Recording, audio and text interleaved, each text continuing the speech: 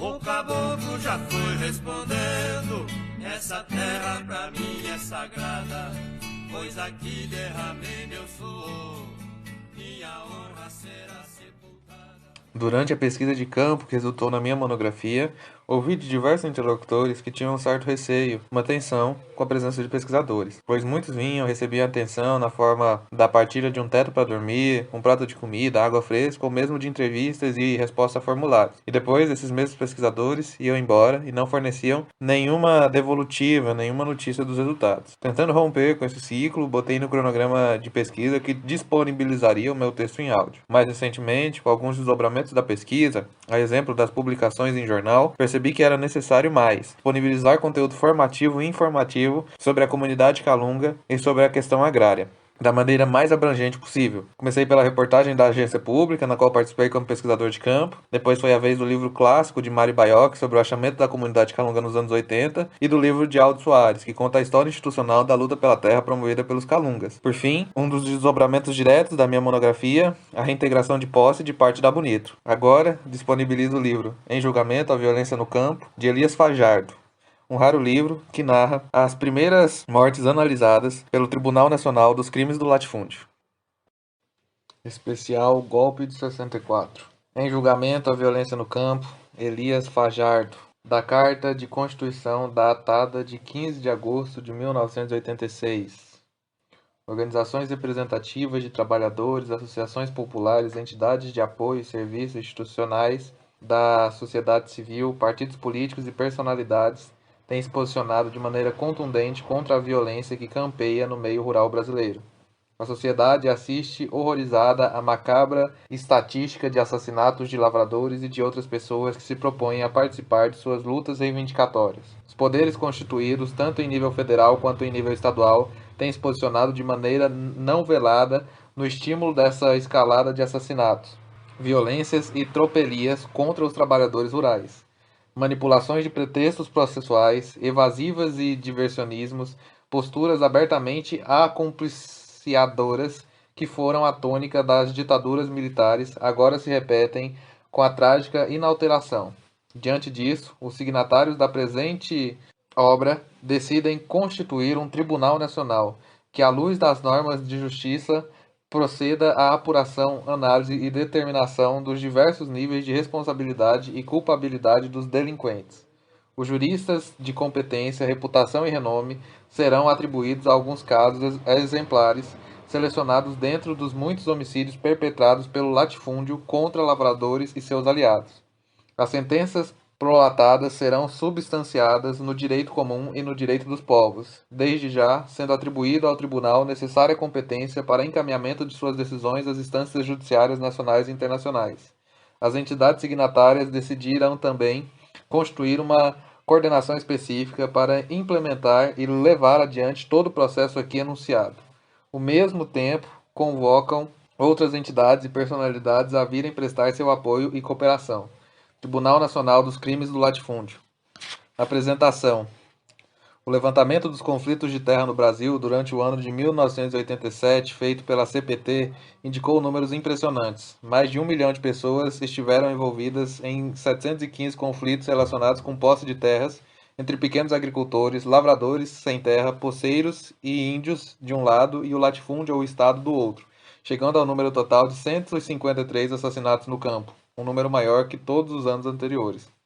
Uma das principais causas do aumento da violência no campo é, sem dúvida, a total impunidade dos assassinos e mandantes dos crimes contra os trabalhadores.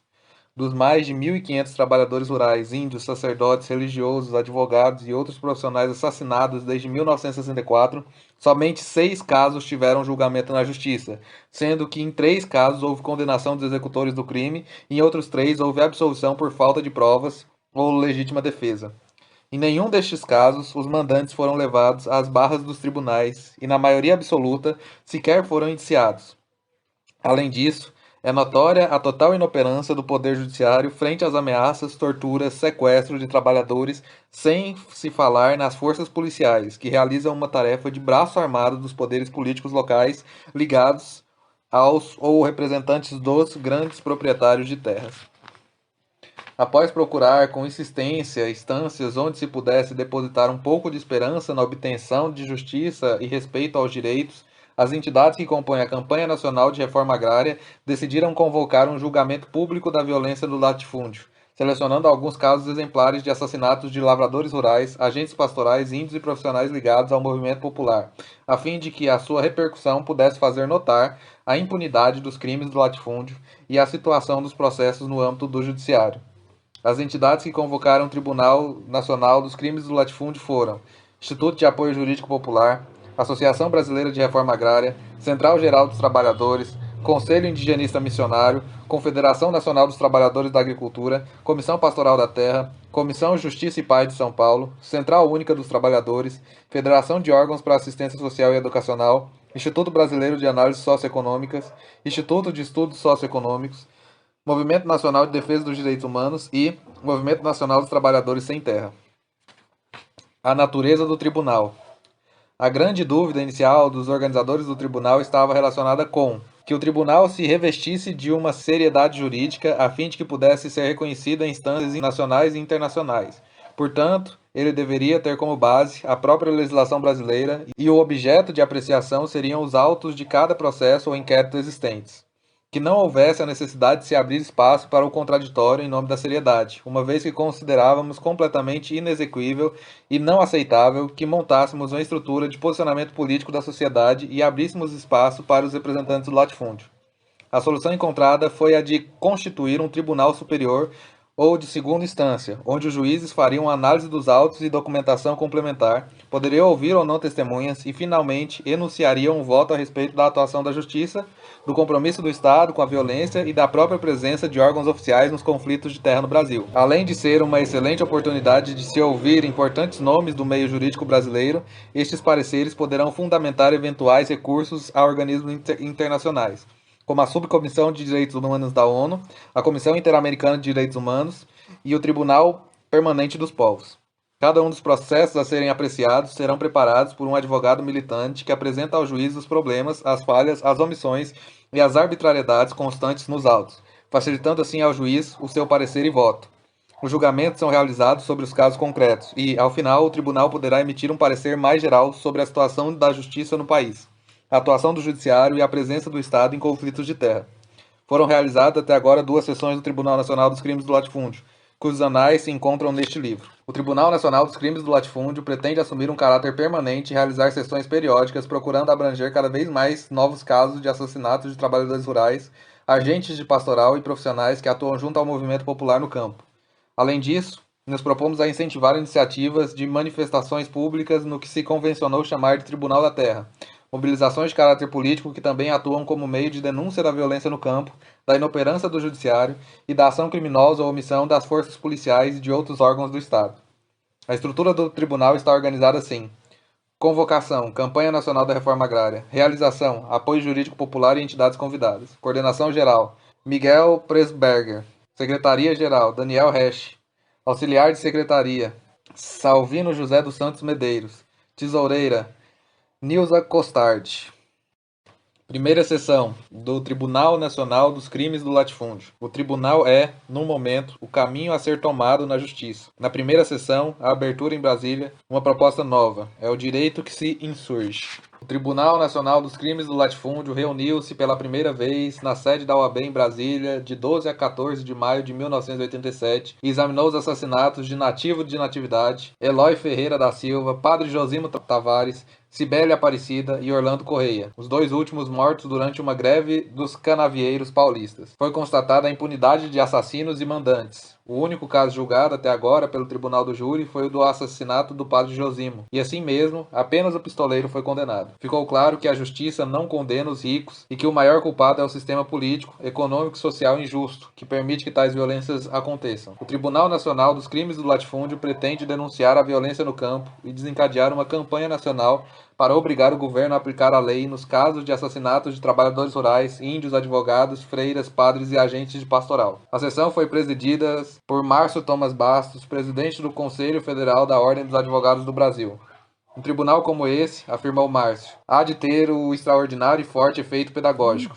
A violência no campo, no Brasil, é cruel, intensa e vem de tempos imemoriais. Aqui, simbolicamente, esses crimes e o Estado responsável por eles serão julgados e condenados. E esperamos que aqui sejam identificadas e desvendadas as causas econômicas e sociais que levam os assassinatos, à violência e à morte. O representante da OAB terminou dizendo que os advogados estão comprometidos com a causa daqueles que sofrem as injustiças. Estavam presentes personalidades nacionais e internacionais. Para o professor e deputado federal pelo PT, Florestan Fernandes, a violência no campo só diminuirá no momento em que se resolver o problema da terra, e este só se resolverá com a transformação profunda da sociedade brasileira. O professor Hélio Bicudo afirmou que, nesses 300 anos, o Brasil não evoluiu, os grandes ladrões continuam roubando. No final, a atriz Lucélia dos Santos prestou uma homenagem às viúvas dos assassinados. Eu não sei, disse ela, que tipo de homenagem se pode oferecer a uma pessoa que perdeu um ente querido, mas acho que o que serve é a luta, a coragem para prosseguir nessa questão. E Lucélia recitou os versos de Morte e Vida Severina, de João Cabral de Melo Neto, que ecoaram ainda mais pungentes no ambiente refrigerado do auditório. Milhares de vidas severinas prosseguem hoje pelo país toda sua luta em busca da dignidade e da justiça. Essa cova em que estás, com palmos medida,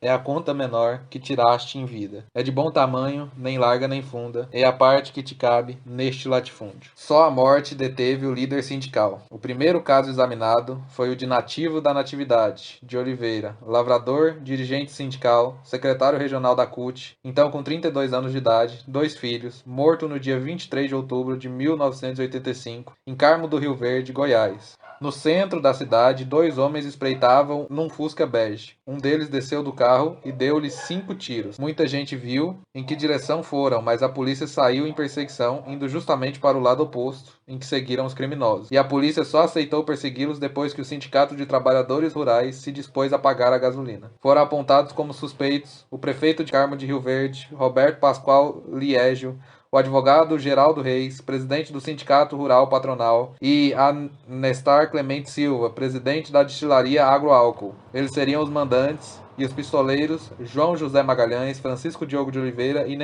o Neném, e Genivaldo Flores do Nascimento, o Índio, foram executores. Tudo começou quando, segundo o relatório de Oswaldo de Alencar Rocha, em junho de 1983, Nativo, concorrendo pela oposição, derrotou João Alaia e elegeu-se presidente do Sindicato dos Trabalhadores Rurais da cidade. O sindicato passou então a defender os interesses dos trabalhadores e o poder econômico local começou a sentir-se incomodado. No início de 1985, preparava-se nova eleição no sindicato, com Nativo e João Alaia concorrendo. João era financiado pelos proprietários e fazendeiros locais. Tudo indicava que Nativo fosse vencer novamente. Por isso, era preciso encontrar uma outra forma de detê-lo. As eleições foram em junho e o Nativo venceu de novo. Mas antes mesmo das eleições, no início do mês, o advogado Geraldo dos Reis reuniu-se em seu apartamento em Goiânia com o prefeito Roberto Pascoal, João Alaia e os pistoleiros Índio e Neném. O prefeito e o advogado encomendaram o crime que o pistoleiro executou. A certeza da impunidade era tanta que eles nem incomodaram de convidar a morte na presença da empregada doméstica Renilza da Silva, convocada para lhe servir cafezinho. A moça era filha de um dos membros da diretoria do Sindicato dos Trabalhadores Rurais de Carmo do Rio Verde, também ameaçado, e acabou sendo testemunha-chave no processo. Quem intermediou os pistoleiros foi o fazendeiro Genésio Pereira da Silva, da cidade de Uruana, vizinha de Carmo do Rio Verde, igualmente situada no rico vale de São Patrício. Por ser dono de 2 postos de gasolina de Uruana, Genésio tinha mais facilidade de encontrar os pistoleiros sem despertar suspeita, podendo fornecer-lhes combustível e fazer o pagamento.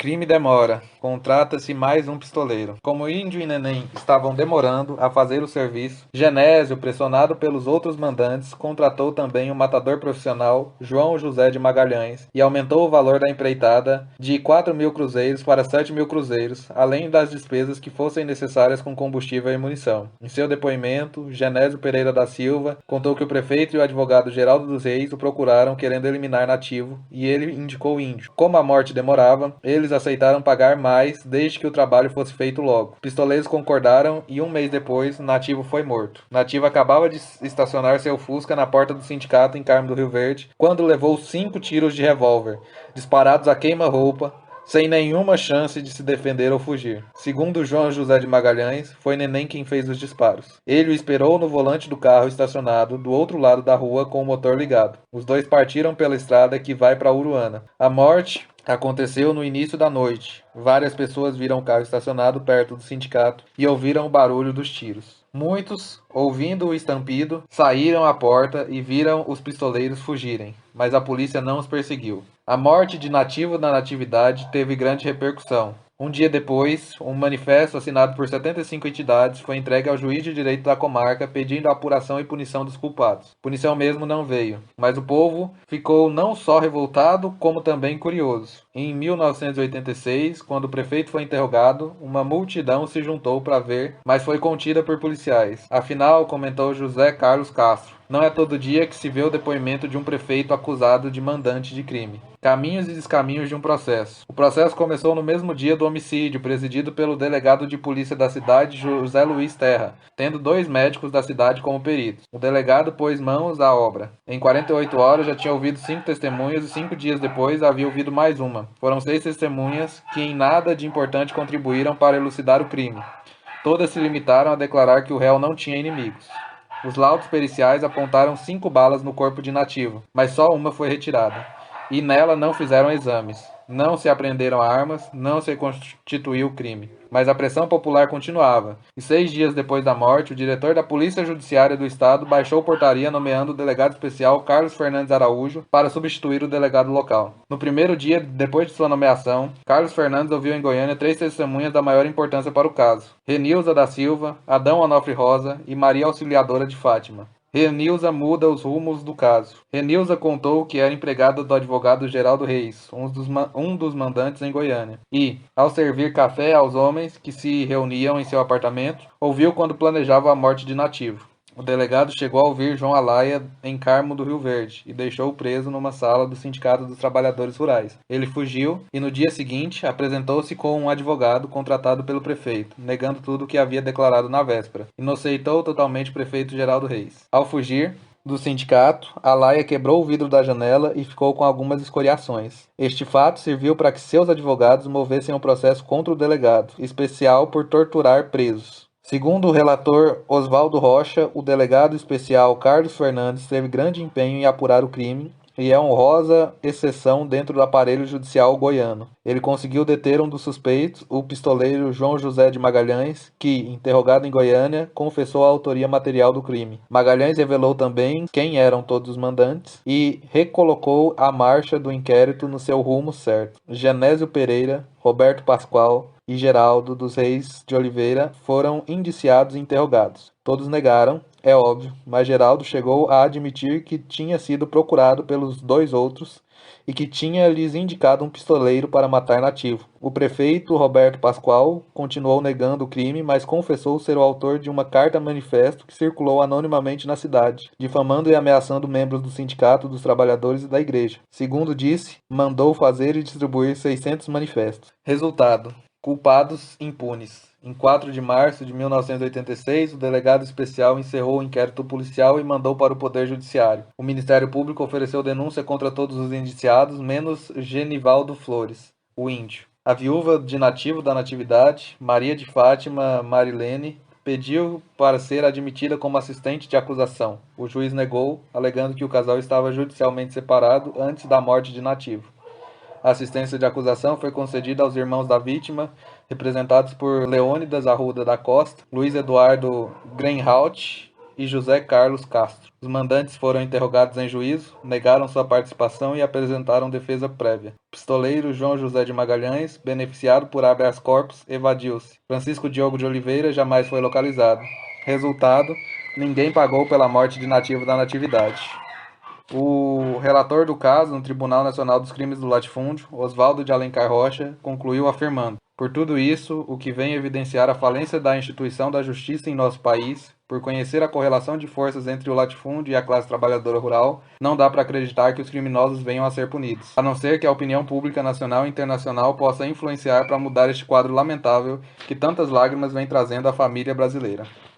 sistema produz os jagunços. Trata-se de vincular violências como esta, afirmou o professor Nilo Batista, a uma estrutura agrária injusta e criminogênica em si mesma, enquanto produtora massiva de miséria, fome, desesperança e dor. Sob este ângulo, o pistoleiro que aluga sua força de trabalho para empreitadas de morte não deixa de ter seu lado vítima. É fácil remeter para a penitenciária uma dúzia de jagunços, obtendo-se o efeito de aplacar a indignação pública e com o intuito de legitimar as instituições. Mas é difícil, e muitas vezes arriscado, condenar o próprio sistema que reproduz esses jagunços. Portanto, é dentro dessa perspectiva que o Tribunal Nacional dos Crimes do Latifúndio deve trabalhar os casos e sobre eles se pronunciar. Nilo se espantou ainda com outro fato. A empregada doméstica de um dos mandantes, que servia café durante a reunião que tramou o crime, conhecia Nativo. Ela era filha de um outro líder sindical cuja morte chegou a ser cogitada na mesma reunião, mas que depois foi considerada desnecessária. O advogado afirmou também ter encontrado na morte de Nativo de Natividade um casamento perfeito, em Carmo do Rio Verde, em 1986, em Goiás, Brasil,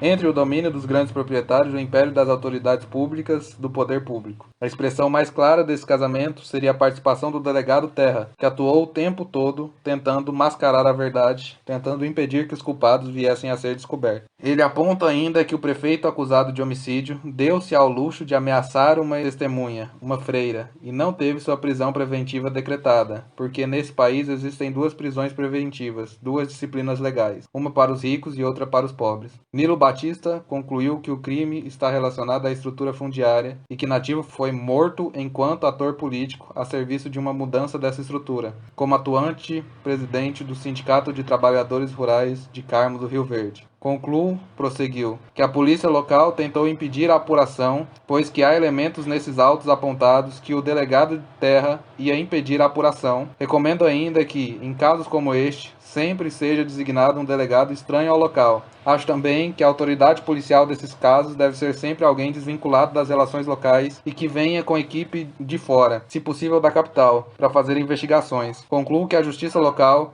enfrenta problemas para a condução do caso e sugiro a alteração do Código de Processo Penal do artigo 424, para que casos dessa natureza sejam sempre desaforados para a capital do Estado. 3 questões sobre um tema polêmico. A advogada Rosa Maria Cardoso da Cunha levantou 3 questões em torno da violência no campo. A primeira, que explica essa violência, seria o próprio conflito entre latifundiários e camponeses. A segunda é a prepotência do autoritarismo e da parcialidade do Estado brasileiro em favor dos interesses dos proprietários, incluindo-se o papel da polícia como um dos aparelhos repressivos do Estado. E a terceira é o elitismo e a cumplicidade do Poder Judiciário. Ela acha que os direitos reivindicados no campo dizem respeito a toda a sociedade brasileira, porque põe em discussão não só a estrutura fundiária rural, como o próprio conceito de propriedade no meio urbano. A luta pela cidadania no campo teria começado há muito. Na década de 50 tornou-se visível com as ligas camponesas. Na década de 60, o governo João Goulart, os trabalhadores conseguiram o Estatuto dos Trabalhadores Rurais, que prevê inclusive o pagamento do salário mínimo. Em 1964, veio o Estatuto da Terra, que regula timidamente o acesso à terra.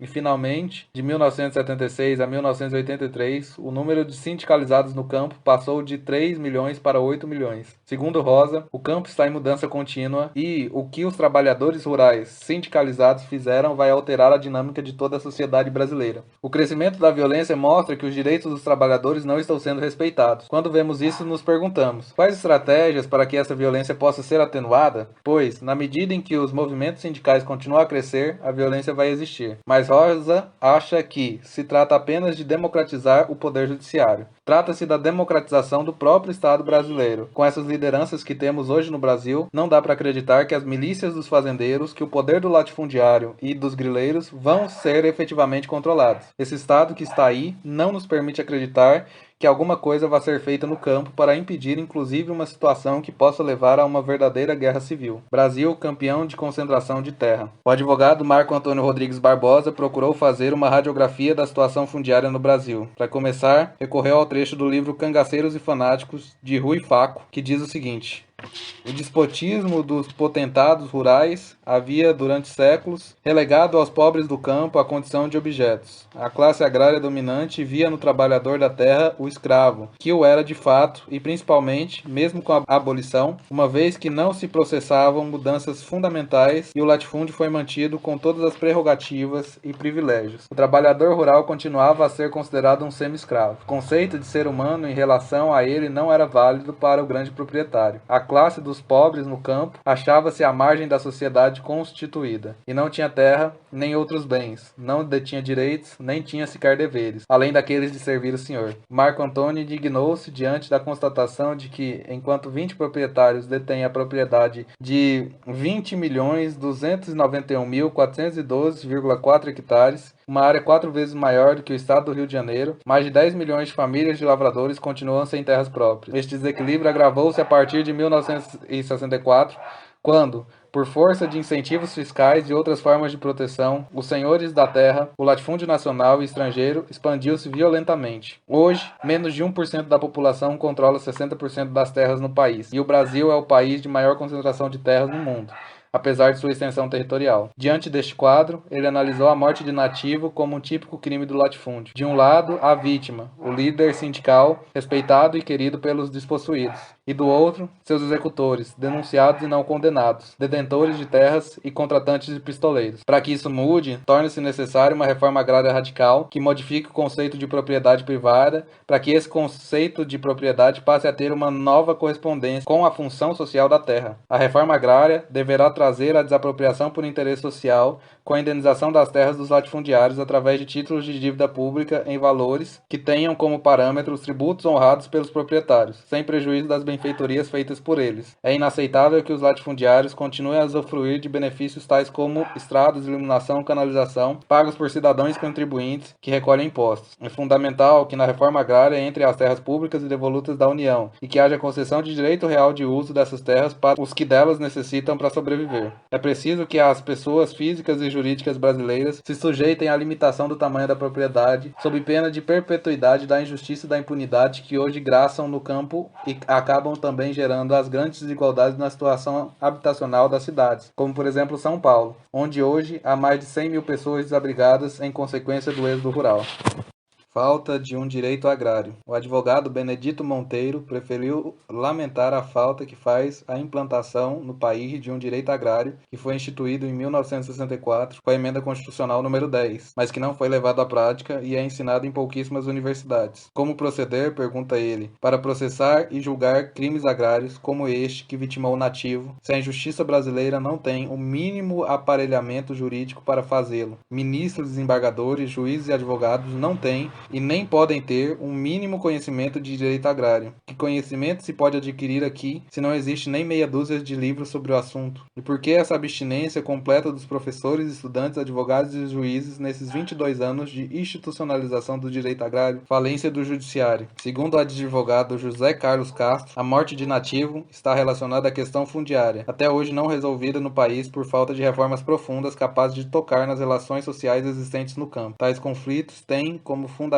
a divisão de classes. De um lado estão os grandes proprietários rurais que representam o latifúndio, e do outro o lavrador, o poceiro, o homem sem terra para cultivar, que é oprimido pela estrutura social. A classe rica controla a ação da polícia através da corrupção e do poder judiciário, que se dobra à vontade dos poderosos e promove um verdadeiro jogo de hermenêutica de aparência lógica, mas que só favorece quem tem dinheiro. Neste ponto, José Carlos se detém sobre a crise do judiciário, que ele julga sem precedentes, a ponto de desacreditar este poder permanente à opinião pública. É, pois, na impunidade da justiça que reside o ponto nodal do crescimento da violência no campo, exclama o advogado. A impunidade dos ricos, como característica da justiça brasileira, contrasta com a avalanche da aplicação de penas contra os pobres por crimes muitas vezes que envolvem a própria cumplicidade do aparelho policial. Daí as mortes no campo tornarem-se lugar comum, reconhecidas como coisa do cotidiano. Recentemente, um juiz federal Federal em São Paulo, examinando um pedido de prisão preventiva requerida pelo Procurador da República contra um ricaço acusado de falcatruas numa financeira, despachou afirmando que a justiça brasileira não tem tradição de prender pessoas que possuam domicílio certo e uma história de vida como a do acusado. Isso quer dizer que o aparelho judicial está montado para prender pobres, desempregados, negros, mulatos, prostitutas e outras pessoas que na luta das cidades ou no campo por sua sobrevivência. A tradição de se prender no Brasil só pobres está ligada diretamente à história do Brasil colônia e talvez este seja o mais forte estigma que se reflete na existência do judiciário brasileiro, que é composto, em sua maioria, por representantes das classes média e rica. A crise do judiciário ata-lhe as mãos, torna um poder comprometido e desaparelhado com uma atuação débil. Tem afiliados demais. Recolhido os 4 cantos dos palácios ou dos prédios judiciais, prossegue, o judiciário tornou-se insensível ao mundo que o cerca e às graves contradições existentes na sociedade. Não é uma alienação passiva, ela é consciente e reflete o grau de distanciamento de um poder que cada vez mais se fecha em torno de uma corporação petrificada e envelhecida. Esse espírito corporativo levou os tribunais brasileiros a se tornarem quase um ambiente familiar. Tão extensa é a presença de parentes, aderentes, afiliados e amigos de juízes, desembargadores e ministros ocupando funções, impedindo inclusive que ocorra a ascensão natural dos servidores do próprio judiciário desprovidos de pistolões, os últimos cargos da carreira. Por isso, o poder judiciário passou a ficar cada vez mais dependente do legislativo e do executivo. Até certo ponto, abdicou de sua consciência enquanto poder autônomo. O Ministério Público, que se esperava que representasse os anseios sociais como fiscal da lei, trabalha sentado, indiferente, aguardando que a polícia promova as suas mazelas sem ao menos participar dos acontecimentos. Com a crise do judiciário, desfalece a democracia e as liberdades individuais tornam-se frágeis e sem compulsão necessária ao direito da cidadania. Neste contexto, segundo o advogado, é que tombam as vítimas da violência no campo e nas cidades. E essa própria violência se volta contra os advogados que se atreverem a defender os menos favorecidos. Mais de 30 advogados, em apenas 6 anos, foram executados em pleno exercício profissional, quando defendiam camponeses ou pessoas pobres da cidade, continua José Carlos. Sendo assim, o advogado sente-se impotente para o exercício profissional, além da incipiente remuneração que recebe. Do outro lado, cresce na nova república o poder dos latifundiários, que passam a ser assistidos por eficiente equipe jurídica que recebe, além de bons salários, assistência compatível com a de sua função. Por tudo isso, o meio rural vai ficando cada vez mais desassistido juridicamente. E isso interessa a burguesia agrária, pois a população rural, desprovida de recursos, fica à mercê da burguesia, como acontecia na época do Brasil colônia. Refinamento da violência. A morte de nativo da natividade, segundo José Carlos, é o desfecho de mais um quadro de violência causado pelo latifúndio. Tivesse havido no país uma reforma agrária coerente, as relações no campo seriam mais democráticas e justas, mas isso não acontece, porque o governo e os partidos que lhe dão sustentação estão poluídos de latifundiários e de representantes da burguesia urbana. Salvo pequenas desapropriações de pequenas propriedades, com o propósito de iludir o homem do campo, o plano de reforma agrária não passa de falácia a serviço da propaganda oficial. A morte de nativo revela o refinamento que vem alcançando a violência no campo. Nas décadas de 60 e 70, matavam-se lavradores indistintamente. A partir dos anos 80, passamos a assistir chacinas com mortes em grupos de 3 a mais camponeses. E ultimamente, começa-se a matar seletivamente lideranças sindicais, freiras, sacerdotes, pastores e advogados. Este refinamento na escolha de quem vai morrer é o dado macabro mais atual. O nativo representava a liderança mais expressiva de Carmo do Rio Verde, e seu testemunho de vida e seu desejo de libertação impulsionaram-no na direção da luta justa. Isso provocou o ódio dos acusados, que se organizaram e pagaram seu assassinato. A morte de nativo, como tantas outras, clama por justiça, mas a justiça deverá ser efetivada, severa e justa. Só assim, seu esforço e de seus companheiros de luta será recompensado e enaltecido. Não cedo um palmo por nada, pra evitar confusão do bom.